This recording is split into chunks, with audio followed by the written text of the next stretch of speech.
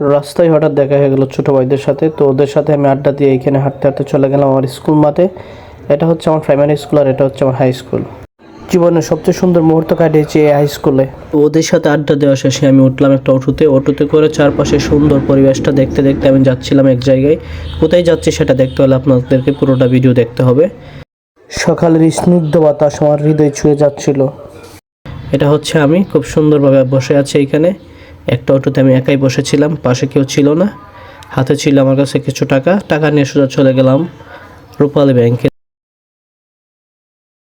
Champaknagar outlet. তো আউটলেটে ঢুকে দেখি এতগুলো মানুষ, কারণ এখানে অনেকগুলো জোড়া দেখছিলাম দুইটা পিচ্চিও খেলাধুলা করছে। তো আমি এখানে কাউন্টারে চলে গেলাম, কিছু টাকা জমা দিলাম, তারপরে এখানে ম্যানেজারের কাছে আসলাম, বললাম যে আমাকে একটা স্টেটমেন্ট দিতে হবে। তো এসে দেখি সুন্দর একটি গোলাপ ম্যানেজারের এখানে। গোলাপটা আমার ছিঁড়তে ইচ্ছে করছিল, কিন্তু গোলাপটা দেখতে সুন্দর লাগছিল, তাও ছিঁড়লাম না। তো ম্যানেজারের সাথে কথা বললাম, উনি আমাকে একটা স্টেটমেন্ট দিল, তারপর আমি সোজা বাসায় চলে আসলাম। বাই।